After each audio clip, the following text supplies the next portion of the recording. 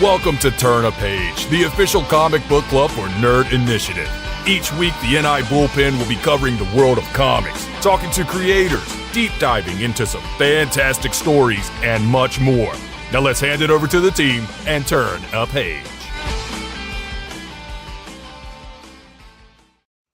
And what is going on, everyone? It is Tuesday night, 8 p.m. Eastern Standard Time, and you are tuned in to Nerd Initiative streaming for another edition of Turn a Page, the official comic book club for Nerd Initiative. My name is Ken M. You know me as the host of the ODPH podcast. I'm also Nerd Initiative editor-in-chief. To my left, you're right at home. It's in his contract. He does his own intro. Coming at you live and direct straight from the ODPH studios. My name's Off the Cuff Tom, Nerd Initiative's pop culture connoisseur. Ken, David, always a pleasure. Absolutely. And it's a very special episode indeed, because we have a returning guest who is writing some of the best books at the comic shops day in and day out. Whenever you see his name on a book, whether it's Savage Avengers, The Devil That Wears My Face, the upcoming Cable Love and Chrome, you know that you're going to have an absolute hit on your hands. And we are very fortunate that he's taken some time out to talk to us about his newest hit, Space Ghost! From Dynamite Comics. Please give a warm welcome to the one and only David Pepose. David, what is going on?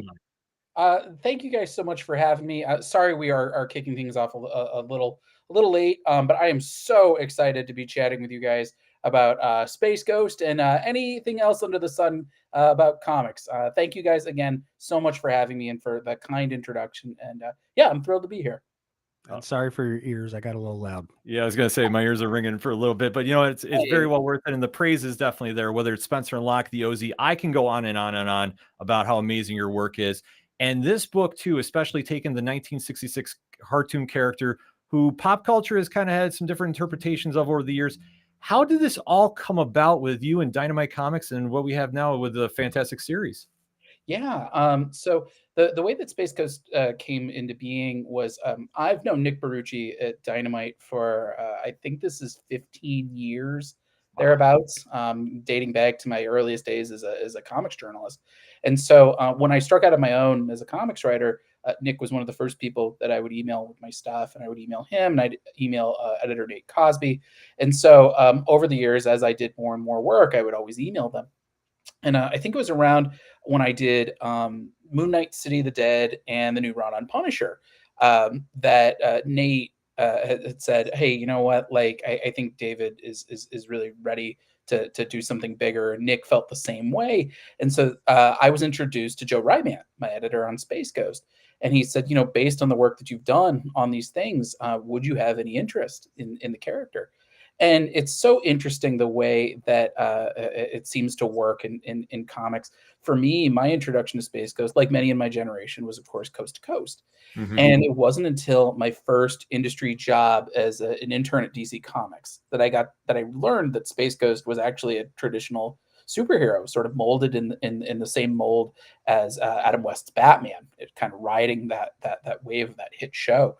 And somewhere during that internship, I got a copy of the trade paperback of Space Ghost that Joe Kelly and Ariel Olivetti did.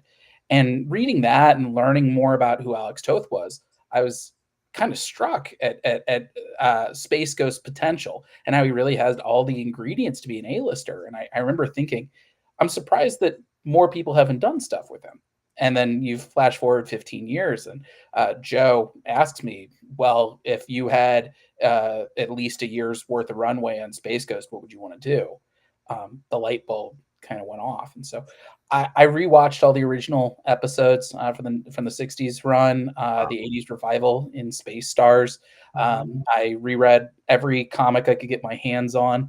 And the thing that really struck me was Alex Toth, he did so much heavy lifting as a designer. All of his characters had so much personality and the vibes were really carried just by the way they looked. And I remember thinking, this is like Space Ghost has a really iconic rogues gallery. It feels like something cut from the same cloth as a Batman or a Spider-Man or the Flash. And the thing that really kind of made the light bulb go off for me was rereading Joe Kelly and Ariel Olivetti's run from 2006 and realizing that was very much sort of a standalone origin story for Space Ghost specifically. But rewatching the original cartoons, seeing how much Jan and Jason blip, they were core parts of the show. They really were co-leads in the same way that Space Ghost was, and that nobody had really told an in-depth story about them. And so that became kind of the emotional through line of my Space Ghost series. Was I wasn't trying to write Batman year one, but instead I was trying to do year one for the twins, and figuring out kind of how do they go from being these orphaned rescues to becoming sidekicks and partners in their own right, and then eventually sort of coming together in this found family unit with Space Ghost. And it's just been such a treat to get to write this book, and seeing the overwhelming response to it. It's been one of the proudest projects of my career. That's awesome. And yeah, it definitely deserves all the praise, because you can definitely tell you're having some fun with this, and it's just been such an incredible read about it too. Like it's one of the most sought after books amongst our entire comics team here at Nerd Initiative. Yep. Whenever it comes out, like everybody's like, "Oh, can I review it? Can I review it?" Because everybody just really is in love with the take in the series that you're doing here. I just sit back and ask for the review copy just to read it, because everybody else just wants to review it. Just yeah, you guys do. Yeah, I mean, it means the world to hear you guys say that. Yeah, I think something that you'd said early on is that Space Ghost has had a lot of different interpretations over the years, and if anything, I'd say every generation Space Ghost kind of comes back and reinvents himself in some way. You know, like I said, the original '60s run, that was in response to Adam West's Batman, and it has that kind of Silver Age camp to it, but also kind of this boundless sci-fi energy that Alex Toth imbued in everything. And then, of course, you have the '80s revival, which is sort of standing shoulder to shoulder with Super Friends and Spider-Man is Amazing Friends, and sort of the rise of toys being kind of a driver for animation. You have Coast to Coast, which I think it was, a mainstay for the MTV generation, really kind of establishing that ironic tone that has permeated through comedy for three decades since. And then, of course, Joe Kelly's run, which kind of captured, it came out just before Batman Begins, but you wouldn't know it having read it. It sort of rode that zeitgeist. So that was kind of my directive going into this was, if you're going to reinvent Space Ghost every generation, what would Space Ghost look like in the year 2024?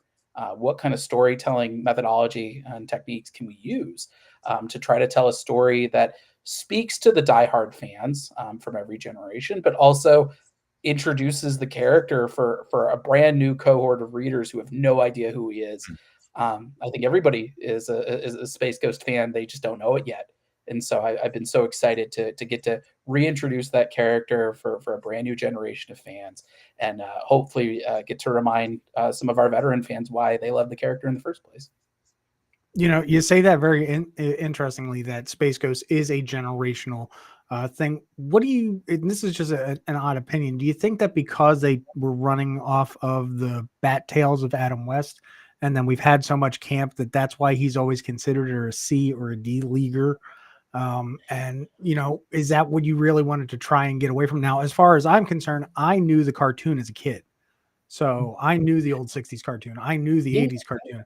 I had never picked up a comic up until this one. So, I might be a little biased too. Well, I think it's been more of just, they've never really had the opportunity to really dig into the character. I mean, I think that was something that was so fun and exciting for me for Space Ghost to be able to work on this as a comic is, for every superhero, you've seen the umpteenth reiteration of the character. It sort of relaunches and reboots and different takes on the same character are kind of part and parcel for the genre at this point. It's been very well mined over the course of, since what, the first Iron Man movie. You could even argue since the first Nolan Batman movie. Space Ghost is kind of virgin territory in a genre that doesn't have a lot of that. And while, of course, there have been sort of these generational stabs at the character, it hasn't been, particularly dug into that deeply. The original Space Ghost series, of course, they were operating at 5-minute increments. There's not a lot of time for backstory. There's very little in the way of continuity or any sort of interconnectivity between the episodes up until the introduction of the Council of Doom at the end of that first run. In Space Stars, you only have a handful of recurring villains there as well. So I don't think it's. I think it's the reason why people aren't as familiar with the characters. There have been very different takes, they all always are a product of their generation, of their environment. So yeah, of course you've got like the Silver Age. If you hadn't told us a Batman story after Adam West's Batman, that would be the association you bring to it. Right. And Coast to Coast, I think, had a really indelible mark on the character. I liken it to having preserved Space Ghost and Amber. It kept Space Ghost's name out there, it kept him alive. Yeah. I don't think we would have a Space Ghost comic in the year 2024 without Coast to Coast. But at the same time, it sort of preserved the bones that Alex Toth had built for that character. In the fact that nobody's really been able to dig that deeply into it. Even Joe Kelly and Ariel Olivetti had a 6-issue run in their series. I know in Future Quest, Space Ghost kind of only bookended that, and then had kind of a short Metalis arc in the pages of Future Quest Presents. So yeah, it's virgin territory. So I think it's just there hasn't been an opportunity for people to get to know the character. But I think this is a trend that we're seeing all over the place, is that people want something new in the superhero genre. And that's why you see things like, the Absolute line and DC, the Ultimate line at Marvel, that they're so popular because people are able to take these very fresh new takes on a familiar property. We're able to take that one step further because you may have heard of Space Ghost. You may think of him as talk show host, but chances are you probably don't know the kind of wide sweeping universe, the incredible rogues gallery, the amazing supporting cast, just this vibrant universe that Alex Toth built. I think it's just been prime for another look for many, many years, and I feel very fortunate to be part of the team that's able to do it. Yeah. And I would say, since Space Ghost has been around since 1966, I mean, what do you think is the biggest connection with him in the audience? Because I mean, we've had the different interpretations, but like when you're writing it and when you're starting to think about it, like, what do you think is the biggest connection to the audience that like really makes him stand out? Sure. Well, I think it really comes down to that design.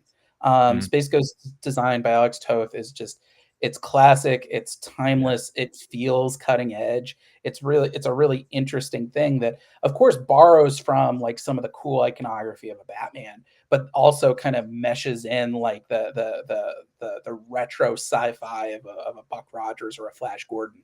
I think, and I think that also extends to the villains. And I think, a hero is only as good as his villains. And Space Ghost has such an amazing rogues gallery. You see Zorak, you see Metalis, you see Moltar, you see Brack, you see the Widow, you see Creature King. Each of those characters, just one look at them, you're like, I wonder what their deal is. And then they all have very interesting kind of core concepts to each of them. And that was, I think, a real treat for me, is being able to watch those old episodes and say, okay, like, what is it about Brack that stands out to me? And then what kind of small twist can I add to each of these characters that plays that up? So well done Brack, on that. Well done. Thank you. Yeah. Like Brack, he's not out there looking to conquer the world. He's got a kind of a blue collar. His aspirations are more blue collar. He's out looking to rob the nearest gold freighter with his brother Sisto. And so I thought, that's kind of fun. Like, kind of a street level kind of crook in a lot of ways. And how do you play up that opportunistic streak? And so, spoilers, it was our first issue, so you've had time to read it. We made him and Sisto, we made them corrupt cops. And that way we're able to kind of pull double duty of, we could have a surprise, bringing in these iconic villains from the jump, but also to explain, well, why doesn't Space Ghost take Jan and Jason Blip and just drop them off at the nearest police station? It's a big universe out there, and there's a lot of crime and corruption, and that means that really Space Ghost is the only one that these kids can trust, and that sort of cements their relationship into becoming sort of this found family of crime fighters. So being able to do that with all the villains has been a real treat, but I think it all comes down to Alex Toth is a genius, and the designs that he left us. I've always said that writing Space Ghost feels like being invited into like a 5-star kitchen and being given all the best, choicest ingredients and being told nobody's made a meal out of this. Try making something out of it. And so it's a real gift as a great storyteller. analogy. And just it's a little daunting for sure, but I think these characters are so inherently cool and interesting that I haven't had any issues finding new and interesting wrinkles to bring out of them. Yeah, I think it's funny. When I was reading Brack and Sisto, you know what other sci-fi characters came to mind to me? Yeah. The Ferengis from DS9. Oh yeah, you know what? I can absolutely see that. I can totally see that. You You know, know, it's little funny. Quark and Nog, you know. When I was writing them, and granted, you know, that first issue was very interesting. We had a very accelerated time frame on our first issue. We wanted to make sure that we had a preview ready for the retailers at Comics Pro. So that issue, this whole series has come together very quickly, but that issue in particular came together really in double time. Seeing the way that Jonathan Lau, our artist in the book, and just an amazing collaborator, the way that he reimagined Brack and Sisto, I thought was really cool and really interesting. And yeah, just you know, I kind of wrote them. I thought a lot about Taskmaster from Marvel, and sort of my writing of those characters. Something that felt kind of very earthy and down to earth, and a little bit more slangy and casual. And yeah, Brack's a lot of fun to write. Yeah, it's been just really interesting to be able to find these different voices for these different characters. And who knows? It'll be really interesting. Maybe if we see them all in the same room someday. Ooh. That'll be kind of fun. Now, speaking of being in the room, what are your thoughts? And we're talking Broadway in the big picture. What's your thoughts on Dynamite revitalizing and bringing new life into classic franchises, such as like Space Ghost, Barbarella, Buck Rogers, all those great older franchises, or even more modern franchises like even Thundercats? Yeah, I've been so impressed, particularly with this new Warner Brothers line that Dynamite's been doing. You know, and it was a real honor to kind of follow up the high bar that Declan Shalvey and Drew Moss set with Thundercats. And so yeah, I feel like it really kind of put my feet to the fire a little bit to make sure that I was delivering my absolute best possible work for that, because Joe Ryban approached me. They had just announced that initiative. They had just announced Declan and Drew on Thundercats at New York Comic Con, and that's when Joe approached me about this book. So, you know, it was certainly daunting, but I think you see the enthusiasm that people are bringing to Thundercats and Space Ghost and Johnny Quest and Powerpuff Girls. And I know they've got Wizard of Oz coming, and they've got they announced a second round of Warner Brothers properties that they're going to be doing comics on in the months and years to come. And yeah, just the fact that people I think are clamoring for this stuff, and I think it goes back to what I was talking about earlier, and that comic fans they want new stuff, and not to say that you know, I think in this case, like, they know a lot of what's going on at the big two, and they love those characters, of course. But being able to kind of take that same approach and care for a property that hasn't gotten as much love over the last however many years, I think people are really excited for that. And I think you see it in Dynamite, you see it in Skybound's Energon line. You know, even you see, you know, Oni doing interesting stuff over the Cell line. And of course, Boom, I think, was kind of a pioneer of all this with what they did on Power Rangers, and IDW revitalizing Ninja Turtles. I think people, they see the quality of the caliber of work that big two creators are bringing to the Marvel and DC characters. And what we're seeing now is that we're being able to spread the wealth, and we're being able to take those same storytelling sensibilities that have made Marvel and DC so popular, and then we're able to kind of spread them out onto more and more properties that people are excited about, that they have affection for, or they're curious about. Yeah, I think it's good for readers, it's good for creators, it's good for retailers, it's good for the industry. And so, yeah, I mean, of course, I can say all this kind of in hindsight. Right. You know, I certainly had no idea that this was going to be the trend when I signed up. But yeah, it's just been I feel really honored to kind of be part of the club in all of this, and to see people responding to these books as positively as they have been. It's been really nice.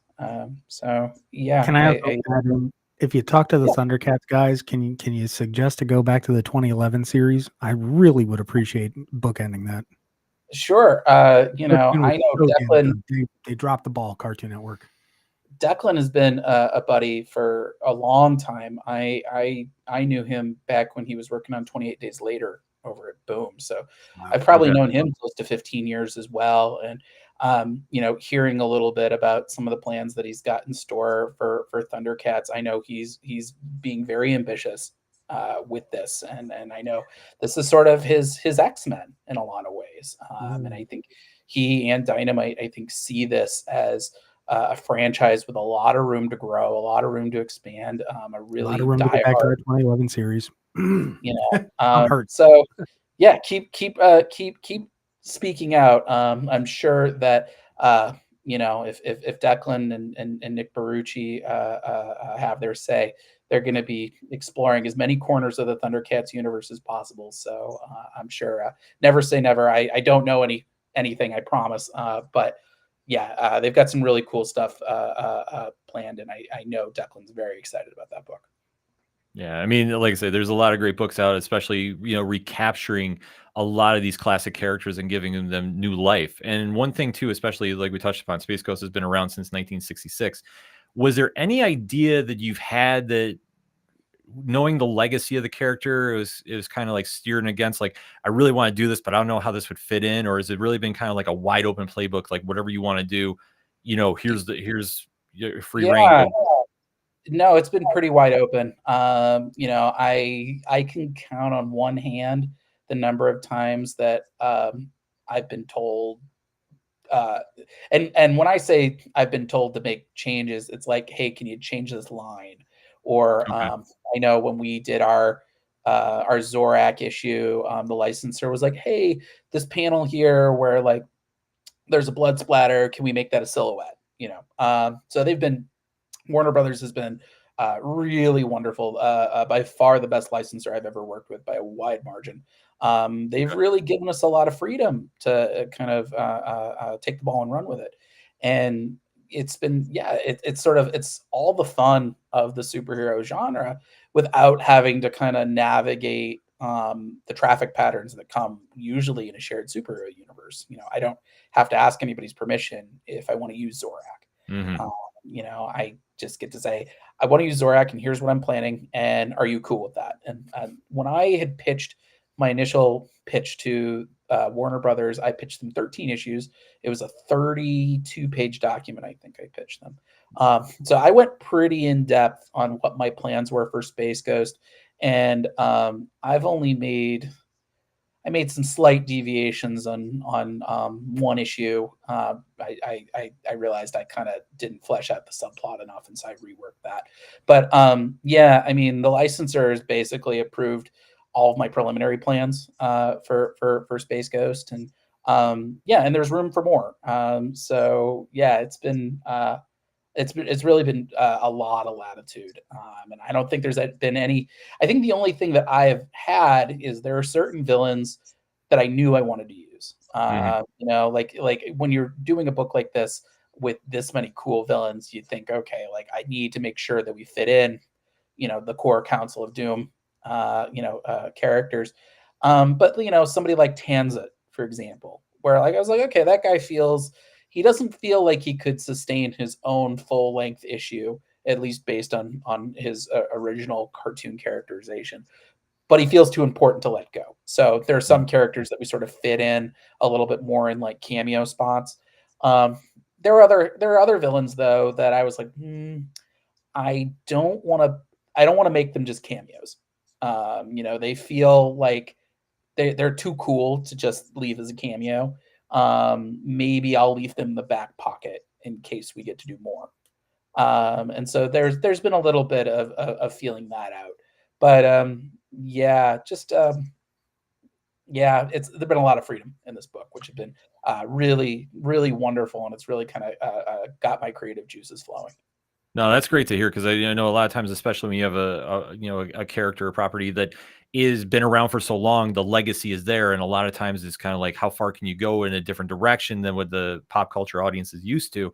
And I mean, obviously, Space Ghost has had many interpretations, but it's just making sure like you as a creator are just allowed to let your mind go crazy and go, hey, I want to try doing this. Have we ever done this with a character? And that I think that's like the appeal of what we're seeing a lot now in comics, where there's a real drive to push characterization first and really make that a forefront. Yeah. Well, and I think it all goes back to for Space Ghost in particular.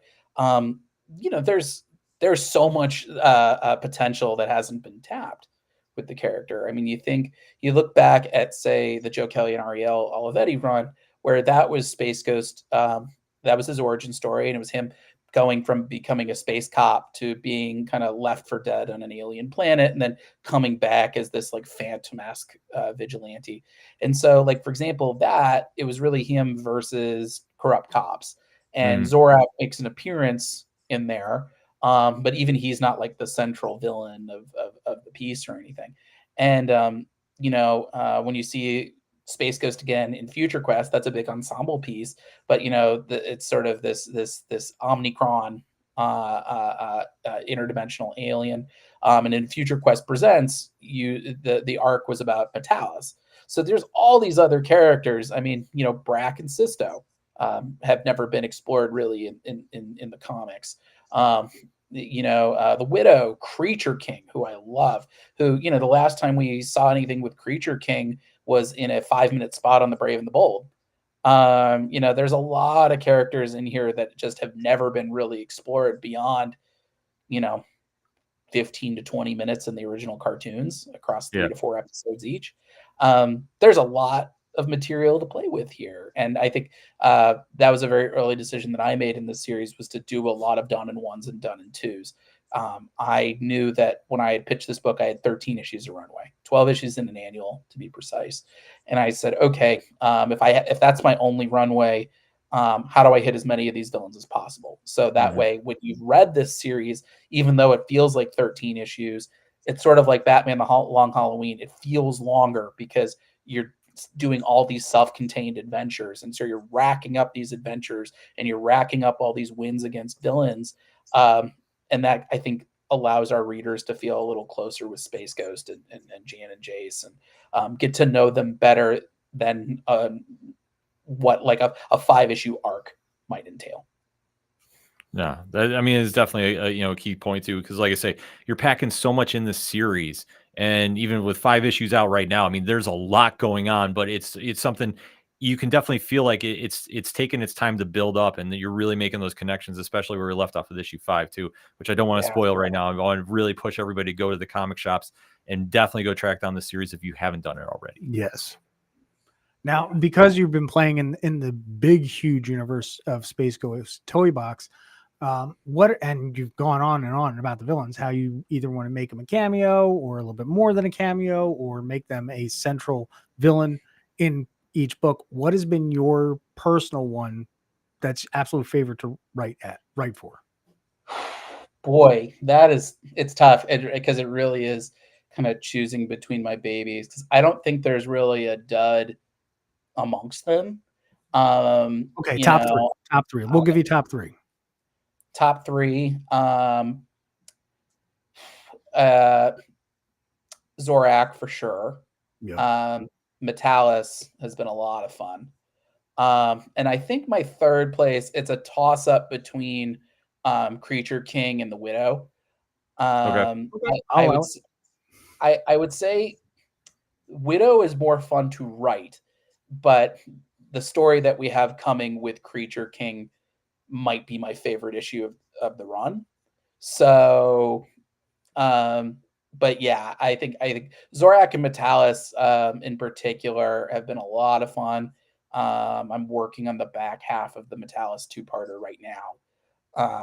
And yeah, it's sort of it's sort of the biggest scale issue I think we've done to date. That 2-parter. So yeah, but like I said, Alex Toth left us a lot of fun stuff, and there's another villain coming that I haven't started writing yet that could steal the show. We'll see. You know, I'm very excited to kind of play around with them and figure out their voice and figure out how Jonathan portrays them, because I think that'll go a long way. So yeah, stay tuned. Issue 10 might be pretty interesting too. Okay. Well, I'm locked and loaded on the series, and like Yeah. I say, I love the take you did with Zorak, because especially like knowing where I've seen him before, and now to see this and just absolutely, you know, like I'll quote TJ in the chat there.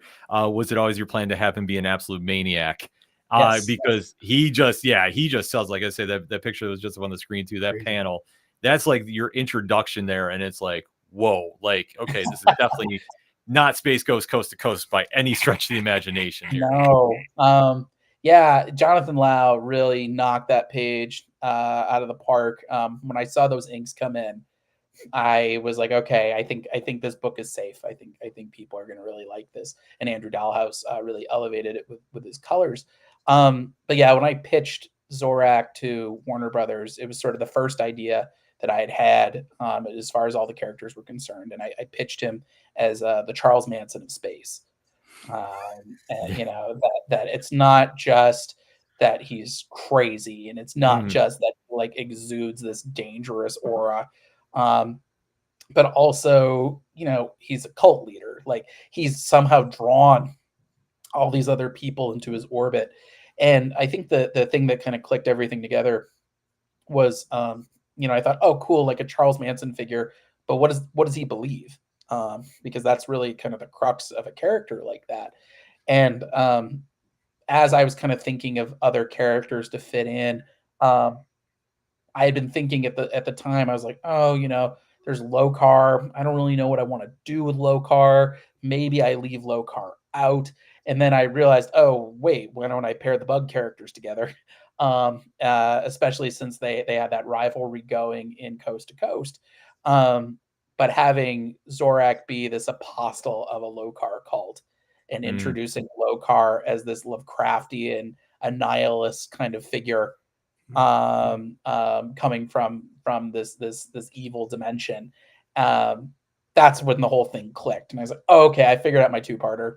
I figured out how do we make this this scale bigger. And, you know, it's sort of, you see Space Ghost and these twins a little bit out of their depth, that they've been fighting kind of street level crime up to this point, and just by virtue of being, you could call it the right place at the right time, you could call it the wrong place at the wrong time, suddenly it's they're the only thing saving the galaxy. I thought that was kind of a cool way to escalate things, but also to really kind of remind readers and remind Jan and Jace that these are life and death situations that they're playing with here, and finding a way to kind of subvert the escape fantasy of being a sidekick. You think it's all fun and games, being able to go out on patrol with Space Ghost, and as you can see, poor Jace, you know, he's learned that there's, you know, it's not all fun and games, and there's a price to pay if you want to save the galaxy. Yeah, like I say, issue 5. If you have not picked it up yet, everybody needs to go check it out, because, like I say, it's going to be one that leaves quite the impression there. Yes. With everything going on too, and especially like for, you know, readers that are just jumping in, this is going to be a lot of their first Space Ghost memories. What is the memory that you have that instantly made you like, I'm a Space Ghost fan? You know, I think the thing that really kind of stood out for me, you know, boy, I think it was the Brave and the Bold episode. Seeing him teaming up with Batman, fighting Creature King. I think that took all the sort of Space Ghost knowledge that I had accumulated over the years, you know, with Coast to Coast, and then learning about Alex Toth when I was a DC intern, and reading Joe Kelly and Ariel Olivetti's run. I watched that episode years back, and it all kind of clicked for me. And I was kind of like, oh, I get it. Like, he's super fun, and he has all the cool stuff that Batman does, but also he borrows from all the cool, like, Star Wars kind of sci-fi. And it made me understand Jan and Jace a lot better, because, you can tell a Batman story without Robin, and it still feels organic. Yeah. But John and Jace have been with Space Ghost since the beginning, and I maintain you really can't tell a true Space Ghost story. I mean, Coast to Coast notwithstanding, because that does often feel like its own animal. I don't think you can tell a traditional Space Ghost story without Jan and Jace. It's like trying to make a banana split without the banana. It doesn't work. I think Space Ghost is inherently an ensemble piece. And I think that does extend whether you're talking about the original series or you're talking about Coast to Coast. I think that is a character that is built to play off of others. And I think Jan and Jace, it just makes a lot of sense. I drew a lot from Jurassic Park with that characterization, with Tim and Lex as Jan and Jace, and Space Ghost as our grumpy Dr. Grant. And I think watching that relationship and dynamic evolve on an issue-to-issue basis, that was sort of the core thing that I was coming up with every single time I was structuring an issue, was who's the villain and how does this change that relationship with Space Ghost and the kids. It's funny, it was only a couple issues in that I realized how autobiographical it all was for me. My younger siblings are triplets, and they were born a week and a half before my 9th birthday. And I felt like the dinosaur right as the meteor was hitting, just my whole way of life just completely exploded. And, I was kind of learning everything again on the fly as like a very stressed out 9-year-old.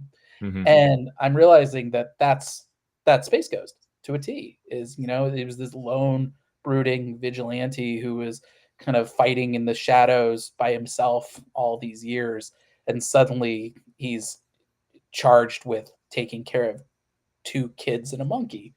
And it's, how does his life irrevocably change from that? But also, how does it get better? How does this character, who just by virtue of the mask he wears and the name he has taken, he's purposely pushed down his own humanity in the face of overwhelming loss and tragedy. And what happens when he's kind of forced to confront that humanity again, thanks to these 2 irrepressible kids who find their own degree of hope and salvation in Space Ghost. So it really is, it's a found family story. And I think those are always my favorite to write. So I do think that this series in many ways, I think speaks to some of my favorite things in storytelling. Now, what are some of the things you're planning now? We know we only got 13 to go with. What are some of the things you're kind of planning for in the long run? And then additionally, you kept going on about, all the characters in Space Ghost and everything, that has been laid out. Is there anything you want to do in the long run as far as adding something, not necessarily new to the storyline, but as far as maybe a new character, a new villain? I mean, you've got such the iconography in Space Ghost is a representation of the time in the 1960s. What could we do in 2024? Yeah, I mean, there's a lot of villains out there that I think are really interesting. Like the Antimatter Man, the Eclipse Woman, Tarkos the Terrible. I got a real soft spot for that guy. There's a number of really cool villains out there that, write your congressman. Maybe there will be some more runway to get to explore them. Write your dynamic. I think, it's one of those things, I have an inkling of what I would do with more runway for that series. Ultimately it's, you want to make sure that you have the right story for it. I would much rather leave audiences wanting more than to have audiences be like, oh, Pepose overstayed his welcome. But yeah, I think there's some really interesting ways to kind of keep expanding the Space Ghost universe and to keep kind of exploring the different places that he can go.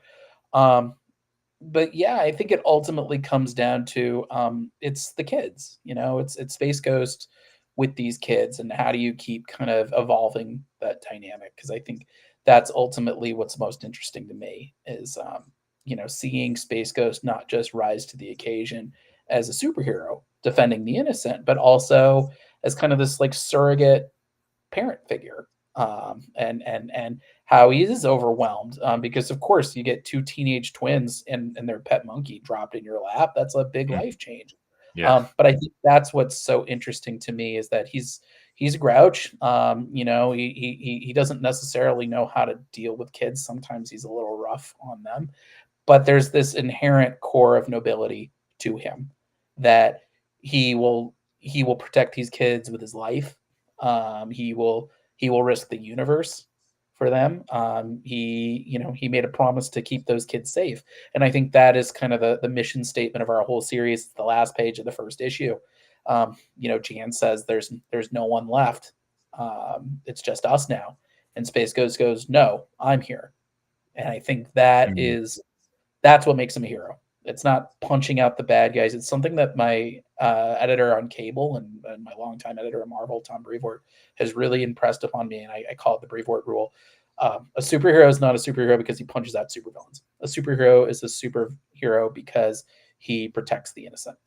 And that's something that I've really tried to instill in Space Ghost, and something that it's been really fun to see Jan and Jace paying forward as his sidekicks. Is we always make it a point that there's always innocent lives at stake, because that's the thing that makes a hero a hero. Yeah, and especially that mic drop moment at the end of issue 1 too, like you alluded to. That was just like the perfect way to end it. It was like, anybody that reads that, if you're not hooked on that series, go check your pulse. Like honestly, like that is the moment that just really solidifies if there was any doubt about this. And to kind of even flip it to the pop culture, I mean, obviously Space Ghost has done the TV shows, is now in comics. I mean, if there's a possibility for a movie ever for Space Ghost, who would you cast in the lead role? I got mine. John Hamm. Same. That's it. Oh, we did not script this, No. ladies and gentlemen, but that just happened. I had it written down. Funny. Yeah. That's been kind of my voice for Space Ghost in my head as I've been writing it. I think John Hamm's the guy. Fun fact is that he and I are from the same hometown.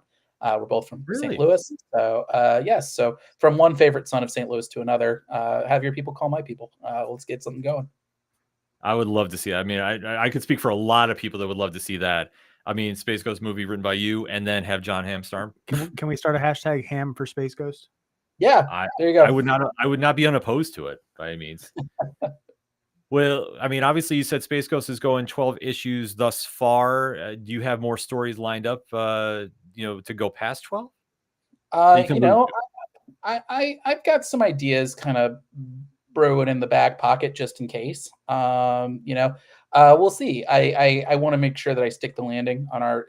We're doing 12 issues in an annual for starters, and so I want to make sure that we get that sewn up as tightly as possible. I'm in the middle of scripting or dialoguing issue 9 right now as we speak. But yeah, I'm having a lot of fun with it. Jonathan Lau has been such an amazing collaborator to work with. So I think, if the stories are there and they feel right and Jonathan's still there, I would stick around for as long as Dynamite would have me. Oh, that's awesome. Yeah, everybody needs to make sure this happens. You got to make sure you go out and buy multiple copies of the series, not just one. You need to boost that up and just really buy this, because honestly, you're getting your money's worth. There's so much adventure, action. Even like the there's heart. Yeah, there's heart to it. Like I say, the family side that you could kind of see with him and the two young children, and with Blip in the mix too. Like I say, there's so much in this that it's not just like your traditional superhero story. And thank you for not making Blip purple or blue or whatever color he was before. Yeah, you're thinking Gleek from Super Friends. Oh, that's the one. You're thinking Super Friends. All those monkeys. But that speaks to the, I think, enduring nature of Space Ghost is, like they basically ripped off Jan, Jason, Blip into the Super Friends. With the Wonder Twins and Gleek. And I think that was something that really struck me rewatching the original episodes, because having read the Joe Kelly comic, I was kind of like, oh, like, Jan and Jace feel, they didn't feel as front and center. And then you're watching the Heat thing. You're like, oh no, Jan and Jace show up before Space Ghost. They are very core, important parts of it. I think it was very forward thinking. I don't know if it was like an early kind of focus group or what, but having a character like Jace that young boys could be like, oh, that's me. but also then having Jan, so young girls could watch the show and be like, oh, that's me. And then having Blip, you know, I mean, it's a well-known anecdote that you know, if DC wanted a goose sales that month, they'd throw a monkey on the cover, you know, and so having a monkey as the mascot, like, it makes a lot of sense. Is that why Detective Chip has stayed around so long? Maybe I don't know, you know. So yeah, I think it was very ahead of its time, but I think that's been a very effective way to have multiple point of view characters in this book. You know, in the same way that like Kitty Pryde or Jubilee, you know, were point of view characters when they were introduced. I think doing that has been a way to kind of keep the series fresh, but to also kind of make sure that the emotional heart of the series remains front and center. Because I think without that, all the sci-fi spectacle, no one's going to care. Yeah, that makes sense. Obviously, Space Ghost is taken up front and center stage, but I know you got a couple other projects that are coming out. I mean, one especially at the top of the year for 2025, which I mean, it's already taken my money now. So I mean, why don't you let us know what's going on with what you have going on the rest of 2024 and beyond here? Yeah. So yeah, starting in January, my new Marvel miniseries, Cable, Love and Chrome, will be coming out. I'm so excited to be continuing to work with my longtime editor, Tom Brevoort. Getting to join him in the X-Men office has been super fun. I've been so excited. Yeah, I've been working on that book for a minute. You know, Tom and I have been talking about this book since it was probably, I think we started talking about it in February. So it's been a long time coming. Yeah, you know, the thing that we were discussing was, you know, how do we tell a different kind of Cable story? And the idea of Cable having a love interest, and sort of how do we tell a romance story in the context of a Cable story, where we're leaning into all the like over the larger than life action, the cool sci-fi time travel of it all. How do we kind of fit this very human emotion in this kind of high flying sci-fi spectacle that is Cable? And so the way that we wound up talking about it is this is very much a story about the techno-organic virus. And I think that's the thing that's so interesting about Cable to me, is that in the X-Men, you have other time travelers and you have other telepaths and telekinetics. For me, the thing that is so interesting and fascinating and complicated about Cable as a character is he's a time traveler who's living on borrowed time. He's somebody who is dealing with a chronic terminal condition that he is spending every minute of his life managing. And for so long, that is something that he has been alone in. That even, you know, whether it's X-Force or whether it's Cyclops and Jean Grey, you know, whether it's even Domino, he's always been fighting this battle alone. And what happens when he meets someone who's facing the exact same thing that he is? So the way I wound up pitching it was Edge of Tomorrow meets The Fault in Our Stars, but with the techno-organic virus. And it's been a really fun series to be working on. Getting to kind of like zero in on Cable's unique voice has been very fun. And figuring out different ways to just, how do we play it? Cable is this larger than life guy. So how do we have big action moments in every single issue? And our artist, Mike Henderson, is just phenomenal. I've been a huge fan of Mike since his work on Nailbiter. When Tom told me that Mike was going to be drawing the book, I was overjoyed because I just finished reading an issue of The Forged that he's been working on with Greg Rucka over at Image. And I was like, oh, he's perfect. Like, he knows how to do these kind of big, action-packed, larger-than-life characters. He's able to do the tech of it all. Yeah. But how many pouches? As many as Mike can draw. Yes. But yeah, I'm very excited about that book.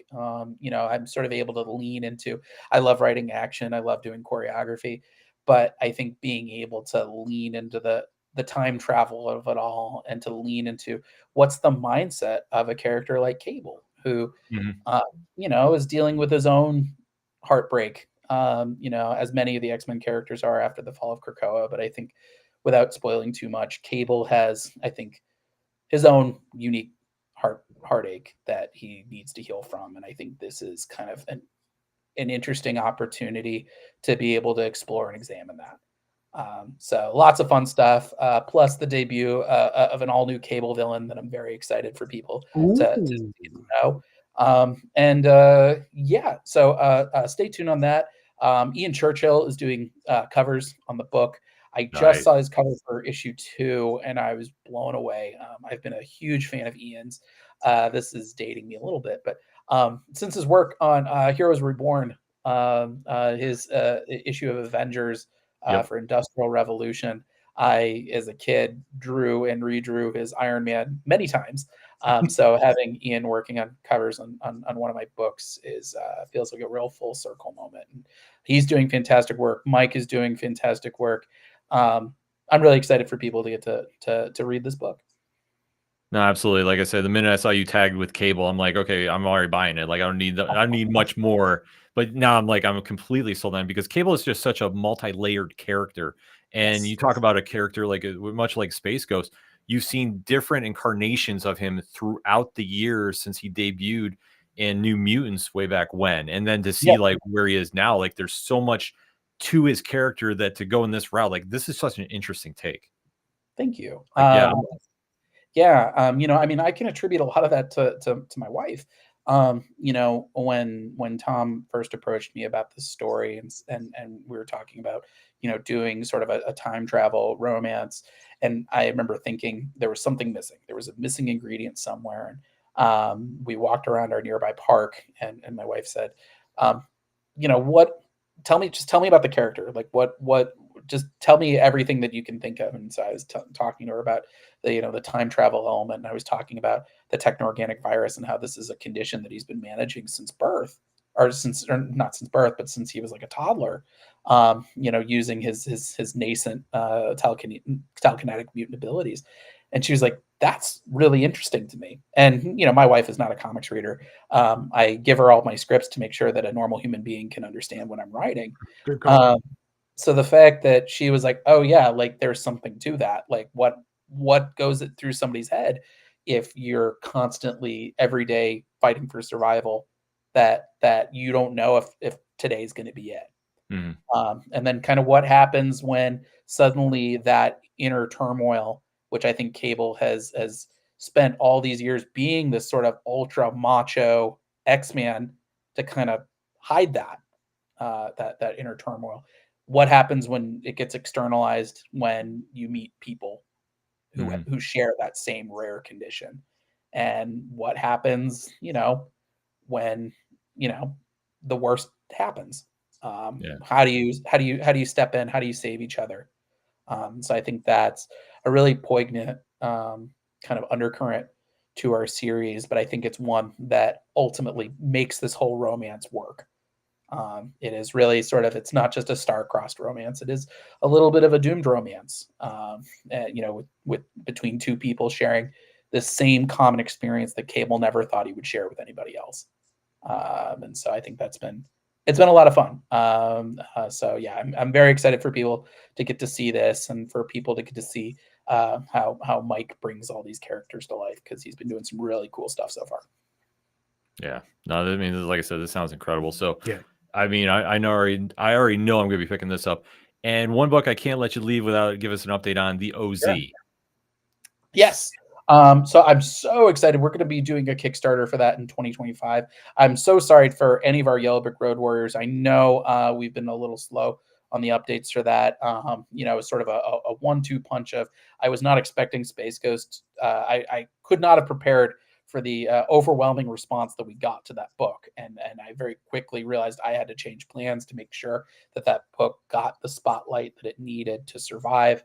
I also wanted to make sure that OZ artist Ruben Rojas has as much time as he needs to finish drawing the book. He's almost finished with inks on the series right now. I think he's got, I don't know, 6 pages left, I think. So he's almost done with it. The book has obviously been long written. So I'm very excited. Also between that and then I just got married and Congratulations. thank you. And pragmatically, I did not want to ask all my friends and family who just flew out for my wedding to then pitch in on a Kickstarter after my wedding. So we will be doing a Kickstarter in 2025, though. Rest assured, we've already got all our covers ready. The book, like I said, has long been written. The art is almost finished. We wanted to make sure that it was worth the wait, and that also our readers did not have to wait any longer than they had to. Once this Kickstarter is done, my aim is to have that in the printer's hands, as soon as the money comes in. So yes, lots of fun stuff coming for that one. Dorothy and her rebel band. Some big things are afoot. Things are going to come to a head with the Scarecrow's armies. As we saw at the end of our last issue, Dorothy and her team are in some pretty dire straits. And it's only going to get worse before it gets better. But yeah, Ruben is drawing the absolute hell out of this book. He's doing such a phenomenal job. He actually just sent me another page earlier this week.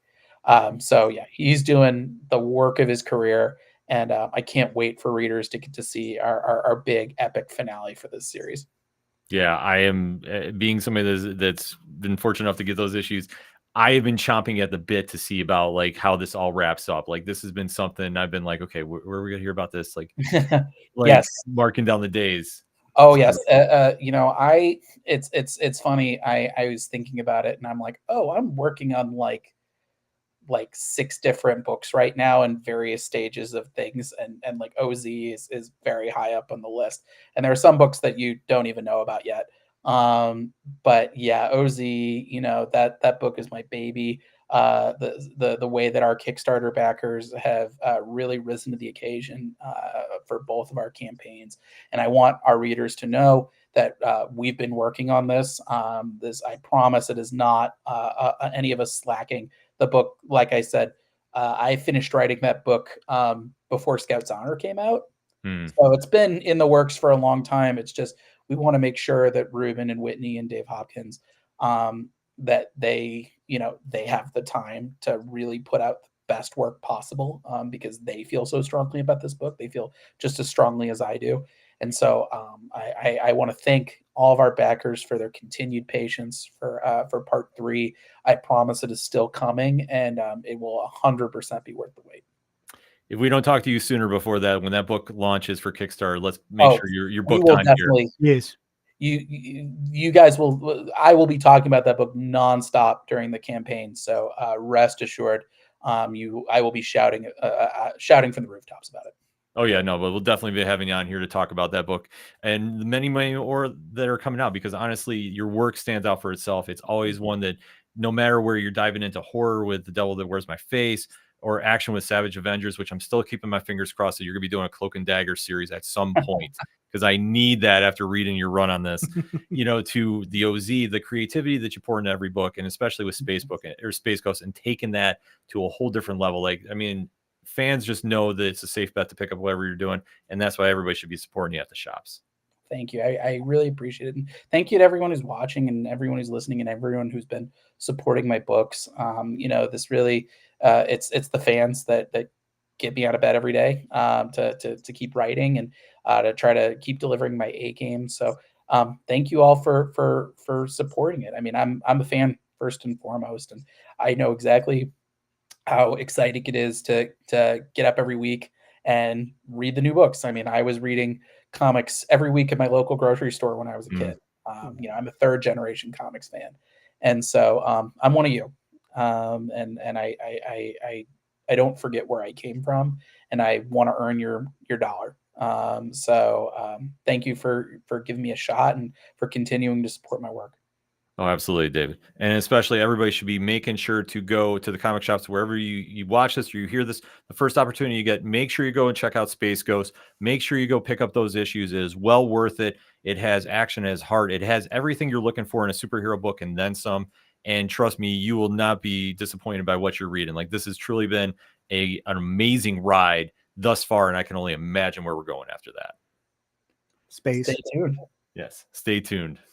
So that being said, we will end this like we always do on behalf of Tom, David, and myself. David, thank you again for coming on the show. And remember, when you're at the comic shops and you have a great issue in your hand, such as Space Ghost from Dynamite Comics, and you see somebody struggling to find something, hand yours off to them. Tell them to turn the page. We'll see you next week. I'm out.